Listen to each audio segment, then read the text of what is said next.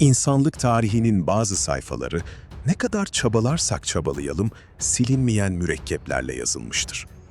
Bazı anlar vardır ki bilim susar, mantık düğümlenir ve geriye sadece cevapsız sorular kalır. Hoş geldiniz. Cosmic Soul Lab'in gizem dolu derinliklerine bir kez daha dalıyoruz. Bugün tarihin tozlu raflarından açıklaması olmayan o ürkütücü dosyalara uzanıyoruz.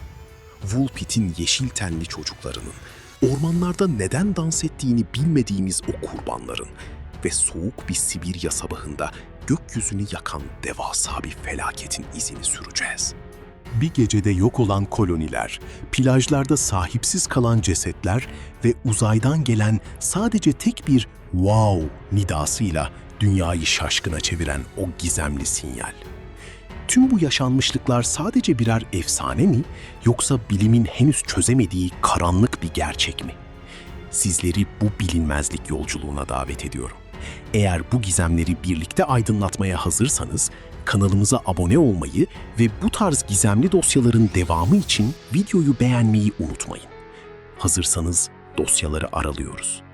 İşte karşınızda Gizemli Olaylar serisi. 1. Woolpit'in Yeşil Çocukları. Woolpit'in Yeşil Çocukları hikayesi, Ortaçağ İngiltere'sinin en meşhur ve gizemli efsanelerinden biridir. Hem tarihsel kayıtlarda yer alması hem de fantastik unsurlar içermesi nedeniyle yüzyıllardır üzerinde konuşulmaya devam eder. Olayın geçtiği dönem ve yer. Dönem. Olay 12. yüzyılda yaklaşık 1135-1154 yılları arasında Kral Stephen döneminde gerçekleşmiştir. Yer. İngiltere'nin doğusundaki Suffolk kontluğunda bulunan, günümüzde de varlığını sürdüren küçük Woolpit köyü. Kasaba ismini bölgede kurtları avlamak için kazılan derin çukurlardan, İngilizce Wolf Pit, almaktadır. 12. yüzyılda hasat zamanı sırasında Woolpit köylüleri, tarlaların yakınında bulunan kurt çukurlarının yanında 2 çocuk keşfetti. Bu çocukların özellikleri o dönemin insanlarını dehşete düşürdü. Tuhaf görünüm. Çocukların tenleri alışılmadık bir şekilde yeşil renkteydi. Bilinmeyen dil, konuştukları dil köylüler tarafından anlaşılamıyordu. Garip kıyafetler, üzerlerinde bilinmeyen bir kumaştan dikilmiş tuhaf renkli giysiler vardı. Beslenme sorunu. Başta hiçbir yemeği kabul etmediler. Ancak köylüler taze fasulye sunduğunda onu iştahla yediler. Zamanla çocukların dilleri çözüldü ve İngilizceyi öğrendiler. Erkek çocuk hastalanarak kısa süre içinde hayatını kaybetti. Kız çocuk ise hayatta kalarak yerel bir aileyle yaşamaya başladı. Anlattıkları hikaye ise gizemi daha da derinleştirdi. Kendisinin ve kardeşinin Aziz Martin Toprağı adını verdikleri, güneşin hiç doğmadığı, her şeyin yeşil olduğu bir yeraltı dünyasından geldiklerini iddia etti. Bir gün babalarının sürülerini otlatırken bir mağaranın içinden gelen çan seslerini takip ettiklerini ve kendilerini aniden Woolpit'in tarlalarında bulduklarını anlattılar. Bugün Woolpit'in köy ambleminde hala bu 2 yeşil çocuğun figürleri yer almakta ve olay Orta Çağ'ın o karanlık ve mistik atmosferini günümüze taşımaktadır. 2. 1518 dans salgını. 1518 yılının Temmuz ayında Kutsal Roma Cermen İmparatorluğu'na bağlı Strasbourg şehrinde, bugünkü Fransa, insanlık tarihinin en tuhaf ve trajik olaylarından biri olan dans salgını patlak verdi. Salgının başlangıcı, Frau Trophea. Her şey, Frau Trophea adlı bir kadının bir gün aniden sokağa çıkıp hiçbir müzik olmaksızın kontrolsüzce dans etmeye başlamasıyla start aldı. İlk başta çevresindekiler bunu bir delilik veya geçici bir taşkınlık sanmıştı. Ancak kadın yorulmuyor, uyumuyor ve duramıyordu. Ayakları kan içinde kalmasına ve bayılacak hale gelmesine rağmen bilinci yerinde değilmişçesine dans etmeye devam ediyordu. Birkaç gün içinde salgın, yerel bir koreomani yani dans manisi haline geldi. Frau Trophea'yı izleyen onlarca kişi, ardından yüzlerce kişi benzer bir trans haline girerek dans etmeye başladı. Bir ayın sonunda dans edenlerin sayısı 400 kişiye ulaştı. Olay karşısında çaresiz kalan şehir yöneticileri ve doktorlar, o dönemin tıp anlayışıyla durumu kanın aşırı ısınması olarak teşhis ettiler. Çözümleri ise akıl almazdı. Dansı dansla tedavi etmek. Dansçıların içlerindeki bu enerjiyi atmaları için özel sahneler kuruldu, müzisyenler tutuldu ve hatta dansçılar için profesyonel dansçılar getirildi. Ancak bu karar salgını durdurmak yerine daha fazla insanın bu çılgınlığa katılmasına ve daha fazla insanın yorgunluktan, kalp krizinden veya felçten hayatını kaybetmesine neden oldu. Trajik son ve gizem. Halk arasında bu durumun Aziz Vitus'un bir laneti olduğu ve günahkarların dans ederek cezalandırıldığına dair korku dolu bir inanç yayıldı. İnsanlar artık dayanılmaz noktaya gelen ölümler karşısında dansçıları şehir dışındaki Aziz Vitus tapınağına götürdüler. Burada yapılan dini ritüeller ve dualar sonucunda salgın yavaş yavaş sona erdi. 1518 dans salgını, insan zihninin ve bedeninin aşırı stres altında ne kadar uç noktalara gidebileceğinin tarihteki en korkutucu örneklerinden biri olarak varlığını koruyor. 3. Dyatlov Geçidi olayı.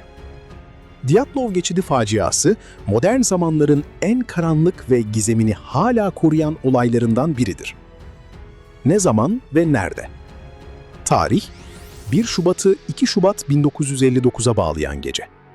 Yer, Sovyetler Birliği'ne bağlı Ural Dağları'nın kuzeyindeki Kolat-Siyahl, Mansi dilinde Ölüm Dağı yamacı. 1959 yılının başında Igor Dyatlov liderliğindeki 9 deneyimli dağcı ve kayakçıdan oluşan grup, Kuzey Ural Dağları'na doğru zorlu bir keşif gezisine çıktı. Grubun amacı geçidi geçip Otorten Dağı'na ulaşmaktı. Ancak planlanan tarihte geri dönmeyince bir arama kurtarma operasyonu başlatıldı. Arama ekiplerinin karşılaştığı manzara tüm dünyayı dehşete düşürecek cinstendi. Parçalanmış çadır. Arama ekipleri grubun çadırını bulduğunda çadırın içeriden kesilerek açıldığını fark ettiler. Dağcılar dondurucu soğuğa rağmen çadırı yarı çıplak ve ayakkabısız bir şekilde terk etmişlerdi. Cesetlerin durumu. İlk 5 ceset çadıra yakın bir yerde hipotermiden ölmüş halde bulundu. Ancak diğer 4 ceset çadırdan çok daha uzakta bir vadide bulundu. Bu kişilerin üzerinde ağır travmatik yaralar, kafatası kırıkları, kaburga kırıkları vardı. Bazıları iç kanamadan ölmüştü. Bazılarının dilleri veya gözleri eksikti ve cesetlerden bazılarının kıyafetlerinde yüksek seviyede radyasyon tespit edildiği iddia edildi. Gizemi neden çözülemiyor? Olayın üzerindeki sır perdesi mantıklı bir açıklamayı zorlaştırıyor. İçeriden kaçış. Dağcılar neden o kadar soğukta, dışarıda onları neyin beklediğini bilmeden çadırı parçalayarak kaçtılar? İzlerin yokluğu. Çevrede herhangi bir insan veya hayvan izine rastlanmadı. Tuhaf yaralanmalar. Dışarıdan gelen bir darbe veya düşme izi olmayan ancak içeriden gelen bir güçle oluşmuş gibi duran kırıklar o dönemde açıklanamaz olarak not edildi. Bugün neler söyleniyor? Yıllar boyunca askeri testler, UFO iddiaları veya yerel kabilelerin saldırıları gibi pek çok teori öne sürüldü. Ancak 2021 yılında yayınlanan modern çalışmalar en mantıklı açıklamanın sıkıştırılmış çığ, slab avalanche olabileceğini öne sürdü. Bu teoriye göre gece aniden üzerlerine düşen büyük bir kar kütlesi paniğe yol açtı. Dağcılar hayatta kalmak için çadırı parçalayarak kaçtılar ancak dondurucu soğukta yönlerini kaybedip hipotermiden ve kazalar sonucu hayatlarını kaybettiler. Yine de birçok kişi o gece yaşanan bazı detayların, özellikle vücutlardaki garip hasarlar ve radyasyon iddialarının bu basit açıklamayla tamamen örtüşmediğine inanarak olayı tarihin en gizemli vakalarından biri olarak görmeye devam ediyor. 4. Nazca çizgileri. Peru'nun güneyindeki uçsuz bucaksız Nazca çölüne kazınmış olan bu devasa jeoglifler, insanlık tarihinin en büyüleyici gizemlerinden biri olarak kabul ediliyor. İşte bu devasa sanat eserlerinin tarihsel hikayesi. Oluşum süreci. Nazca çizgileri, M.Ö. 200 ile M.Ö. 500 yılları arasında bölgede hüküm süren Nazca uygarlığı tarafından yaratılmıştır. Bu devasa şekillerin yapım tekniği aslında oldukça basittir, ancak muazzam bir hassasiyet gerektirir. Nazca halkı, çölün üst tabakasını kaplayan koyu renkli, demir oksitli taşları kazıyarak altındaki açık renkli kumu ortaya çıkarmışlardır. Bölgenin aşırı kurak, rüzgarsız ve yağışsız olması bu çizgilerin binlerce yıl boyunca bozulmadan günümüze kadar ulaşmasını sağlamıştır. Toplamda yüzlerce geometrik desen, düz çizgi ve aralarında sinek kuşu, maymun, örümcek gibi canlıların bulunduğu 70'ten fazla hayvan figürü bulunmaktadır. Fark ediliş ve keşif serüveni. Çizgilerin yalnızca havadan bakıldığında bütünüyle görülebilmesi, onların modern zamanlara kadar gizli kalmasına neden olmuştur. İlk adımlar 1920'ler. Çizgilerin varlığına dair ilk kayıtlar 1926 yılında Perulu arkeolog Toribio Mejia Cespe'nin bölgeyi yürüyerek incelemesiyle başlamıştır. Hava keşfi 1930'lar. Ticari uçuşların bölge üzerinde başlamasıyla pilotlar yerden bakıldığında sadece patika veya taş yığını gibi görünen bu devasa yapıların aslında belirli şekiller olduğunu fark ettiler. Bilimsel kanıt 1939. Amerikalı arkeolog Paul Kosok yaptığı bir keşif uçuşu sırasında çizgilerin fotoğraflarını çekerek dünyaya duyurdu. Kosok, Güneş'in konumuyla çizgiler arasındaki hizalanmayı fark ederek bunların bir astronomi takvimi olabileceği teorisini ortaya attı. Gizemi bugün bile devam ediyor. Çizgilerin neden yapıldığına dair kesin bir kanıt olmasa da bilim dünyasında öne çıkan başlıca teoriler şunlardır. Astronomi takvimi, gökyüzü olaylarını takip etmek ve tarımsal faaliyetleri planlamak için bir takvim işlevi gördükleri. Dini ve ritüalistik amaçlar, tanrılara yakarış amacıyla yapılan bir çeşit ibadet yolu oldukları ve üzerinde ritüel yürüyüşleri gerçekleştirildiği. Su kaynakları, çizgilerin yeraltı su kaynaklarını işaret ettiği veya su tanrılarına adak niteliği taşıdığı. Nazca çizgileri modern teknolojiye rağmen hala çözülemeyen sembolik bir dil gibidir. Kimi zaman uzaylıların iniş pisti olduğu gibi uçuk teorilere konu olsa da arkeologlar bunların tamamen antik yerel halkın mühendislik ve gözlem yeteneğinin bir ürünü olduğu konusunda hemfikirdir. 5. Wow sinyali. Wow sinyali, modern astronomi tarihinin en heyecan verici ve gizemli olaylarından biri olarak kabul edilir. Ne zaman ve nerede? Tarih 15 Ağustos 1977. Yer, Amerika Birleşik Devletleri, Ohio Eyalet Üniversitesi bünyesindeki Big Ear, Büyük Kulak Radyo Teleskobu. 1977 yılında SETI, yani Dünya Dışı Akıllı Yaşam Araştırması projesi kapsamında çalışmalar yürüten astronom Dr. Jerry R. Ehman, teleskoptan gelen verileri incelerken olağan dışı bir durumla karşılaştı. Teleskop, yay yani Sagittarius takım yıldızı yönünden gelen 1420 MHz frekansında çok güçlü ve dar bantlı bir radyo sinyali yakalamıştı. Bu sinyali wow yapan detaylar, beklenmedik güç. Sinyal, derin uzaydan gelen arka plan gürültüsünden tam 30 kat daha güçlüydü. Süre, sinyal tam 72 saniye boyunca devam etti. Teleskobun çalışma prensibi gereği gökyüzünün o bölgesini tam olarak bu süre boyunca tarayabildiği için sinyalin başlangıcı ve sonu net bir şekilde kaydedilmişti. Doğal olmayan yapı. Sinyal, yıldızlar arası bir kaynaktan beklenecek tüm akıllıca özelliklere sahipti. Dr. Ehman, bilgisayar çıktısı üzerindeki bu sıra dışı sinyal izini daire içine aldı ve yanına el yazısıyla "Wow, vay be" notunu düştü. Sinyal, adını bu tarihe geçen ünlemden aldı. Olaydan sonra bilim dünyası bu sinyalin kaynağını bulmak için seferber oldu. Ancak tekrarlanamadı. Sinyal o günden bu yana bir daha asla tespit edilemedi. Doğal mı, yapay mı? Yıllar boyunca birçok teori üretildi. Bazı bilim insanları bunun bir kuyruklu yıldızdan gelen doğal bir radyo emisyonu olabileceğini savunurken, bazıları ise teknik bir parazit veya dünya dışı bir uygarlığın kısa süreli bir selamlaşması olabileceğini öne sürdü. Yakın dönemde yapılan bazı araştırmalar, sinyalin nadir görülen kozmik olaylardan veya hidrojen bulutlarının etkileşiminden kaynaklanmış olabileceğine dair doğal açıklamalar getirmeye çalışsa da, 1977'deki o 72 saniyelik wow anı, uzayda yalnız olup olmadığımıza dair tartışmaların merkezindeki en güçlü sembol olmaya devam ediyor. 6. Roanoke kolonisi. Roanoke kolonisi, Amerika kıtasındaki İngiliz sömürgecilik tarihinin en büyük gizemlerinden biridir ve kayıp koloni, The Lost Colony olarak da bilinir.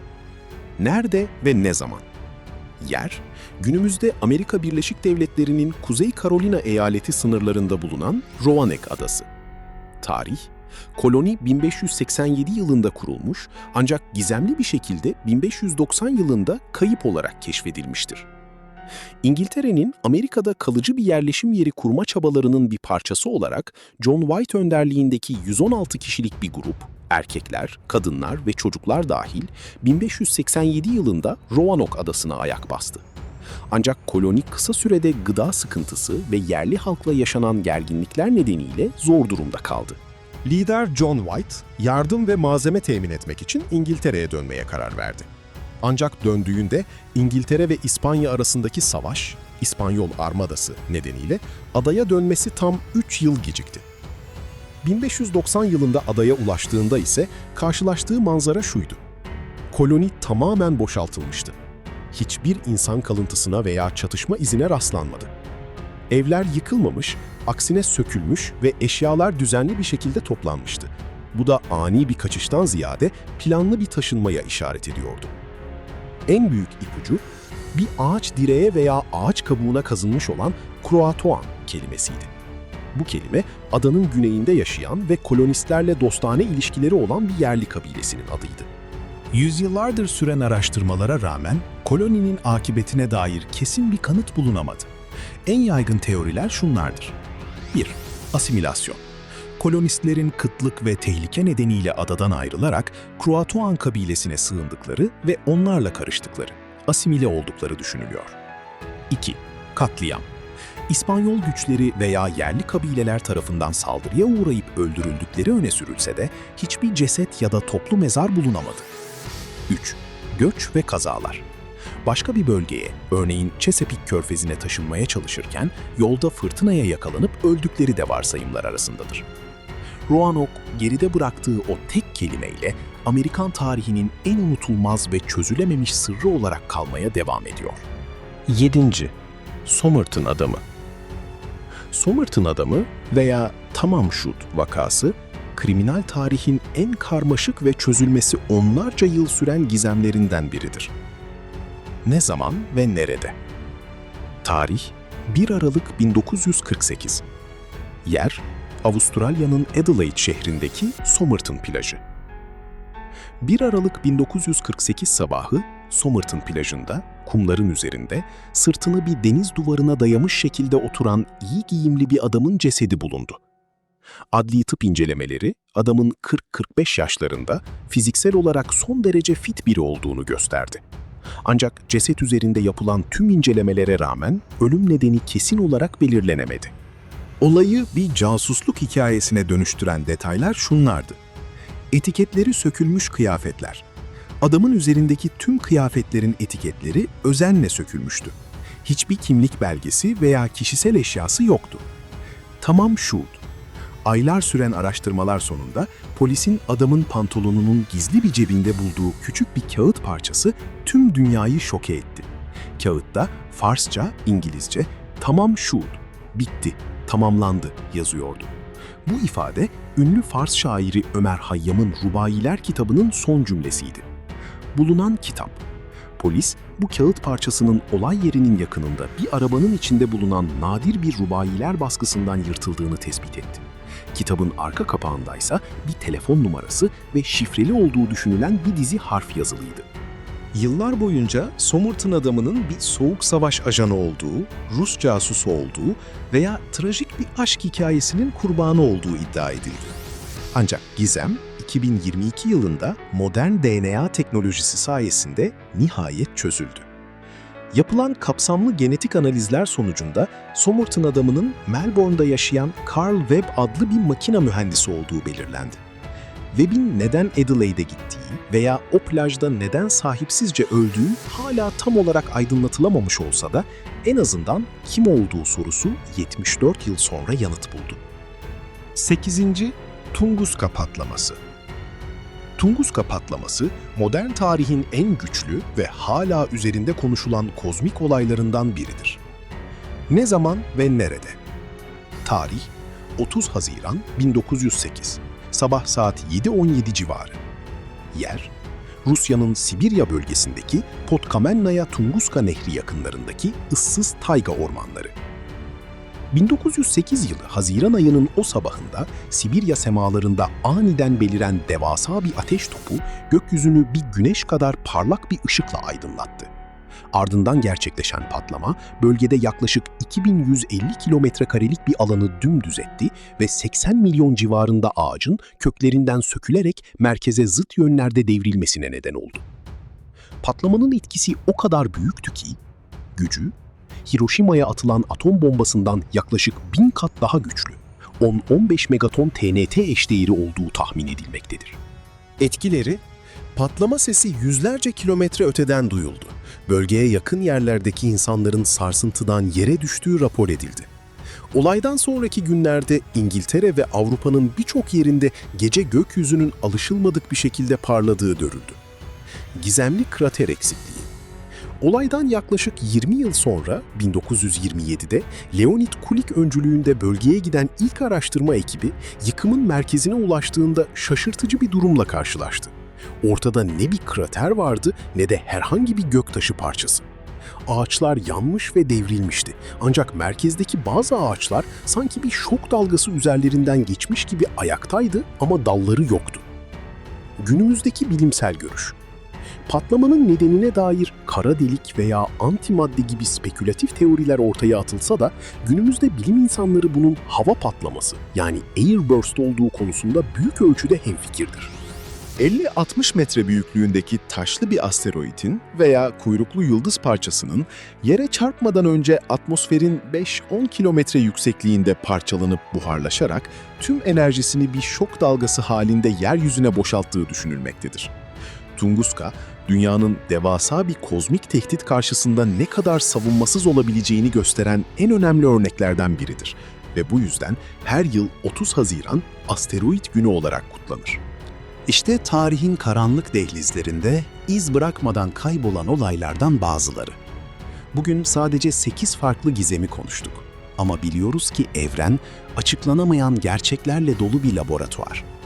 Belki de bazı soruların cevabı sadece o anı yaşayanların hafızasında gömülü kaldı. Peki sizce hangisi en tüyler ürpertici olandı?